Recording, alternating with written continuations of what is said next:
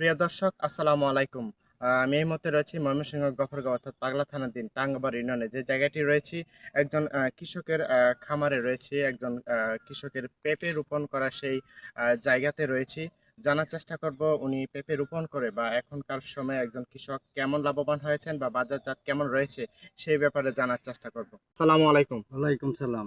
কেমন আছেন? ভালো আছেন আপনি? এই তো আলহামদুলিল্লাহ। আচ্ছা, আপনি এই পুরো জায়গায় হুম, দেখলাম পেঁপে রোপণ করেছেন। এখানে প্রায় কতটুকু জায়গা রয়েছে? ২ কাঠা, ২ কাঠা। ২ কাঠা, কতগুলো চারা আপনি রোপণ ২০০, করেছেন? দু ২০০, ২০০। ২০০। কোথায় থেকে এনেছেন বা আ এইটা হইছে আস্তানা হইছে, কামারের গয়ের। অন্য জায়গা থেকে সংগ্রহ হ্যাঁ, হ্যাঁ, করেছেন? হ্যাঁ। আচ্ছা, আ এখনকার সময়ে অনেকেই দেখা যাচ্ছে যে চাকরির পিছনে ছুটে। এই সময়ে এসেও আপনি আপনার এই কৃষি জমিতে আপনি এই পেঁপে রোপণ করেছেন।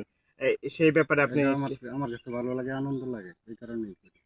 কেমন লাভের আশা আছে দেখছেন? যদি না মারা যায় তাইলে লাভবান আছে। হ্যাঁ, কেমন হ্যাঁ। এখনকার পর্যন্তরিক সময়ে কেমন খরচ না হয়েছে? ১,০০,০০০ টাকা খরচ হইছে, ২,০০,০০০ টাকা বিক্রি হইছে। আপনার এই ফলন কেমন হয়েছে? ভালো হইছে। আলহামদুলিল্লাহ, ভালো আশা করছেন। আলহামদুলিল্লাহ ভালো আছে। এক লাভের আশা করা যায় ইনশাল্লাহ। হ্যাঁ, করা যায়। ভবিষ্যতে যে নতুন প্রজন্ম রয়েছে তারা যদি হুম। আগ্রহ করে বা কোনো আগ্রহ করলে পরামর্শ দেওয়া পরামর্শ যাবে। নিয়ে যদি কাজ হুম, করতে চায় ইনশাল্লাহ সফল হুম, হবে। সফল হবে। অবশ্যই সফল হবে।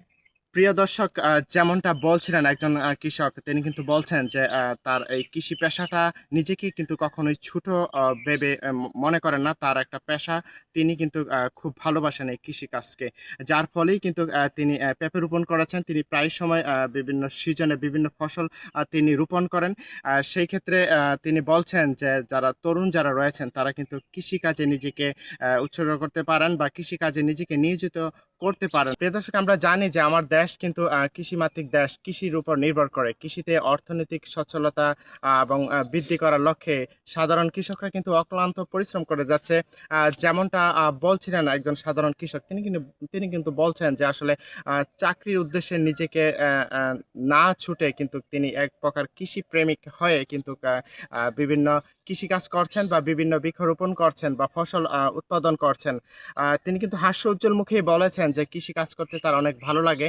তার মধ্যে কিন্তু একেবারেই যে লাভের মুখ দেখেন না তেমন কিন্তু না। তিনি কিন্তু বলেছেন যে বেশ লাভবান একটা ফলন কিন্তু এই পেঁপে, যার ফলে আসলে তিনি প্রতিনিয়তই বিভিন্ন চিন্তাধারা বা বিভিন্ন পরামর্শ নিয়ে কিন্তু তার এই এই জায়গাতে তিনি কৃষি কাজে নিজেকে নিয়োজিত রাখেন এবং তিনি কিন্তু নিজেকে সবসময় গর্ব ফিল করেন। আসলে আমরা যারা বাঙালি যারা রয়েছি বা আমরা দেশে যারা রয়েছি বা গ্রামে যারা রয়েছি তারা কিন্তু আমরা চাইলেই কিন্তু আমরা বিভিন্ন জায়গাতে আমরা কৃষিকাজ করতে পারি।